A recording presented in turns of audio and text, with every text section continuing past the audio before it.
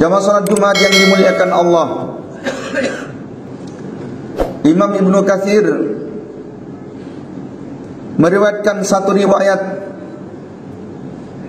di dalam kitab tafsirnya, dan ini juga disebutkan oleh Ibnu Jarir At-Tabari, bahwa sesungguhnya Ibnu Abu Hatim meriwayatkan sebagaimana hadis ini bersumber dari Ali bin Urwah.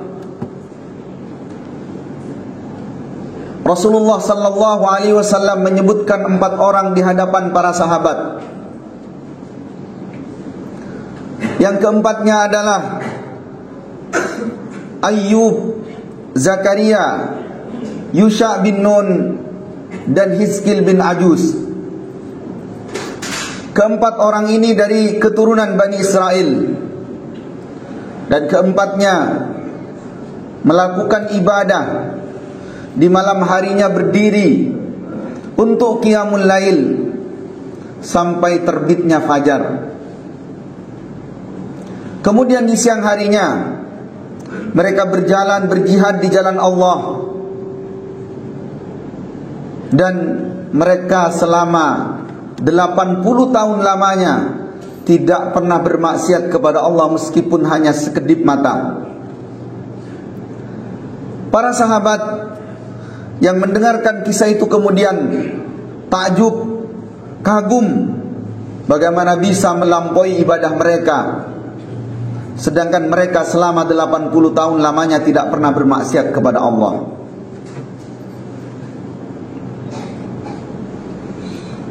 Fa'atahu Jibril. Kemudian Jibril mendatangi Nabi Muhammad sallallahu alaihi wasallam. Faqala ya Muhammad. Kemudian malaikat Jibril berkata, wahai Muhammad, ajibat ummatuka min ibadati haula'in nafar. Umatmu telah kagum terhadap ibadah mereka. Samanina sanatan lam ya'suhu tarfata ayun. Mereka 80 tahun beribadah, dan satu kedip mata pun mereka tidak pernah bermaksiat kepada Allah. Faqad anzalallah khairan min dzalik. Maka sungguh Muhammad, Allah telah menurunkan kepada umatmu yang lebih baik dari itu. Faqara alaih. Kemudian malaikat Jibril membacakan, inna anzalnahu fi lailatul qadr. Wa ma adraka ma lailatul qadr. Lailatul qadri khairum min alfi syahr. Sesungguhnya kami menurunkan Al-Quran pada malam kemuliaan. Tahukah kalian apa malam kemuliaan itu? Malam kemuliaan itu lebih baik daripada 1000 bulan.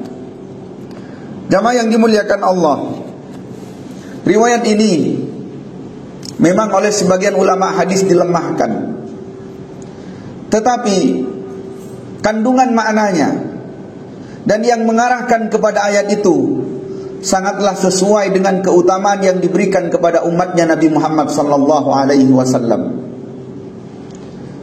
Maka ibrah yang pertama yang harus kita ambil dari riwayat ini yang sebagaimana dinukil oleh Ibnu Katsir, kita harus bersyukur menjadi umatnya Nabi Muhammad sallallahu alaihi wasallam, yang Rasulullah menyebutkan a'mar ummati sittina aw sab'in wa qalilun ma yajuzu dzalik. Umur umatku rata-rata 60-70 tahun, dan sangat sedikit yang bisa melampaui usia itu. Umat Nabi Muhammad usianya pendek, tetapi bisa mengalahkan pahala dan keutamaannya umat-umat terdahulu yang bahkan usia mereka bisa sampai ribuan tahun. Bayangkan umatnya Nabi Nuh misalnya. Nabi Nuh berdakwah saja kepada umatnya itu selama 950 tahun. Bagaimana dengan usianya? Karena itulah jamaah yang dimuliakan Allah, kita mungkin sering mendengar hadis siapa yang melaksanakan sholat subuh berjamaah bersama imam, maka dicatat baginya seperti dia sholat 1 malam penuh. Sholat subuh yang hanya dilaksanakan berapa menit saja, sebentar saja, tapi kemudian dia datang ke masjid melaksanakannya bersama imam, maka Allah mencatatnya keutamaannya seperti orang yang melaksanakan berdiri 1 malam penuh. Begitu juga orang yang qiyamul lail di malam Ramadan bersama imam, berapa lama dia melaksanakannya? Sebentar saja, tetapi kemudian Allah menyamakan, yaitu sama berdirinya dengan orang yang berdiri 1 malam untuk beribadah kepada Allah. Kemudian yang kedua, di antara ibrah yang bisa kita ambil, rasa syukur dan bangga itu tidak cukup kalau hanya kebanggaan saja. Kita harus mengejarnya, kita harus mengupayakannya. Kalau kemudian disebutkan tadi keutamaan yang diberikan kepada umatnya Nabi Muhammad, misalnya kita ukur seseorang melaksanakan ibadah sejak ia usia balik, misalnya usianya 13 tahun, kemudian dia diwafatkan oleh Allah di usia 63 tahun, dan setiap tahunnya dia iktikaf di masjid mengejar apa yang disebut dengan Lailatul Qadar, maka usia itu keutamaannya setara dengan 4.500 tahun lamanya beribadah. Maka jamaah yang dimuliakan Allah, angka-angka seperti ini itu hanya bilangan dan kebanggaan saja apabila kemudian kita melaluinya begitu saja. Orang-orang yang bangga menjadi umatnya Nabi Muhammad harus terus berupaya. Apa yang kira-kira menjadikan Nabi Muhammad suka? Kita tidak bisa mengklaim bahwa kita adalah umatnya Nabi Muhammad sampai benar-benar kita menjalankan apa yang disukai oleh Nabi Muhammad sallallahu alaihi wasallam. Kemudian yang ketiga, Rasulullah sallallahu alaihi wasallam manusia teragung. Semua dosanya telah diampuni oleh Allah Subhanahu wa taala. Surganya telah dijamin. Kedudukannya adalah kedudukan yang tertinggi. Tapi beliau sallallahu alaihi wasallam di 10 terakhir, sebagaimana diriwayatkan oleh Sayyidah Aisyah radhiyallahu taala anha, idza dakhala ashrul awakhir, kalau beliau masuk ke 10 terakhir, apa yang beliau lakukan? Syadda mi'zarah, beliau mengencangkan sarungnya. Ada di antara para ulama yang menjelaskan mengencangkan sarungnya adalah beliau sangat bersungguh-sungguh dibandingkan dengan 20 hari sebelumnya, 20 malam sebelumnya. Ada yang mengatakan syadda mi'zarah, beliau tidak mendekati istri-istrinya. Kemudian wa ahya lailah, beliau hidupkan malam-malamnya.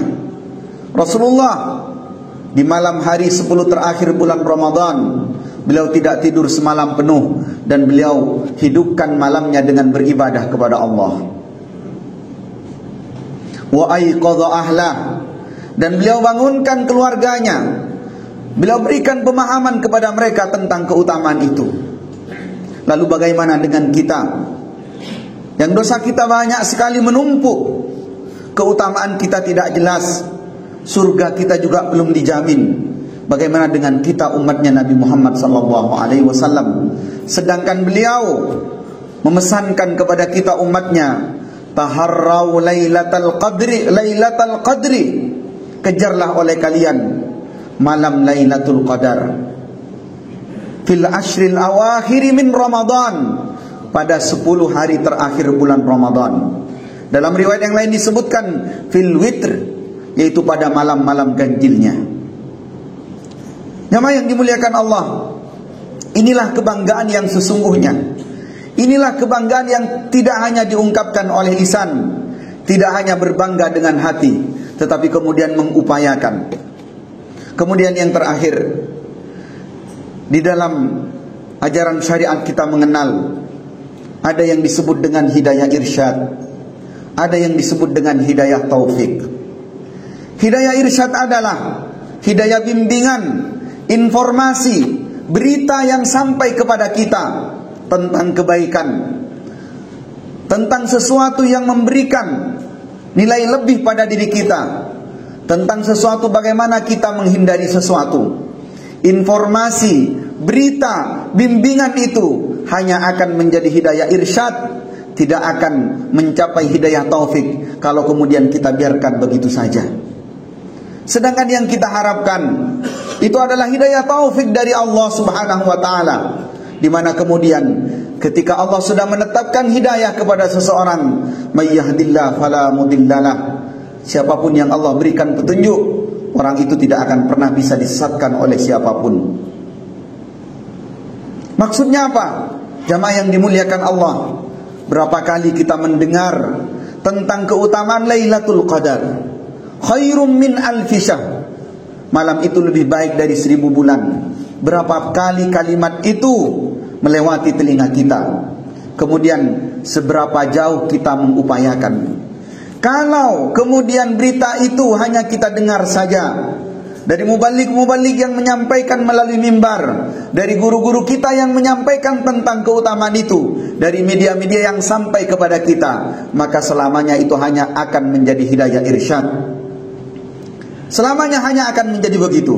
Tetapi kemudian bagaimana kita mengupayakan agar hidayah irsyad itu kemudian menjadi hidayah taufik, sehingga benar-benar kita mendapatkan kemuliaan itu. Maka mudah-mudahan Allah Subhanahu wa taala memberikan karunia kepada kita untuk mendapatkan malam kemuliaan itu, apa yang disebut dengan Lailatul Qadar. Dan mudah-mudahan Allah Subhanahu wa taala mengampuni semua dosa-dosa kita. Man qama Lailatul Qadar, siapa yang berdiri pada malam Lailatul Qadar untuk beribadah kepada Allah, ghufira lahu ma taqaddama min dambi, maka semua dosanya akan diampuni oleh Allah Subhanahu wa taala. Barakallahu li wa lakum fil Qur'anil azim, wa nafa'ani wa iyyakum bima fihi minal ayati wadh-dhikril hakim, wa taqabbala minni wa minkum tilawatahu innahu was-sami'ul alim, wastaghfiruhu innahu huwal ghafurur rahim. Alhamdulillahi rabbil alamin, alhamdulillahi ala kulli halin wa ni'matin, alhamdulillah alladhi bi ni'matihi tatimmus salihat, wa bi fadlihi tunalul khair wal barakat. Asyhadu an la ilaha illallah wa asyhadu anna Muhammadan abduhu wa rasuluh. Jamaah salat Jumat yang dimuliakan Allah, di khutbah yang pertama telah disebutkan bagaimana kedudukan, bagaimana utamanya menjadi umatnya Nabi Muhammad sallallahu alaihi wasallam. Bahkan di antara yang paling kita banggakan, Nabi Muhammad nanti akan mencari kita umatnya, dan Nabi Muhammad akan memberikan syafaatnya, bahkan termasuk kepada orang-orang yang telah melakukan dosa besar. Syafaati yaumal qiyamah li ahlil kaba'ir min ummati, syafaatku nanti pada hari kiamat juga diantaranya kepada orang-orang yang telah melakukan dosa besar. Pada hari kiamat nanti akan diberikan pertolongan oleh Rasulullah sallallahu alaihi wasallam. Maka jamaah yang dimuliakan Allah, momentum Ramadan di 10 terakhir ini kita jadikan untuk momentum banyak bertaubat kepada Allah Subhanahu wa taala, memohon ampunan dari semua kesalahan-kesalahan yang telah berlalu. Kita benar-benar meminta kepada Allah agar Allah Subhanahu wa taala mengampuni dosa-dosa kita dan kita bisa mendapatkan syafaatnya Rasulullah sallallahu alaihi wasallam. Kemudian Rasulullah menyebutkan di dalam sebuah hadis, innamal a'malu bil khawatim, amalan itu tergantung pada penutupnya. Tidak penting seberapa besar antusias kita ketika awal Ramadan, berbondong-bondong datang ke masjid, menyambutnya dengan bergembira, tetapi kemudian di 10 terakhir masjidnya menjadi sepi, rasa antusias itu kemudian menjadi hilang. Akan sangat bermakna jika Ramadan itu kemudian kita rindukan jauh-jauh hari, bahkan di ujung Ramadan kita tetap semangat beribadah kepada Allah Subhanahu wa taala. Mudah-mudahan Allah Subhanahu wa taala menerima semua amal ibadah kita, dan Allah memberikan semangat untuk terus beribadah di 10 hari terakhir ini. A'udzu billahi minasyaitonir rajim. Innallaha wa malaikatahu yusholluna 'alan nabi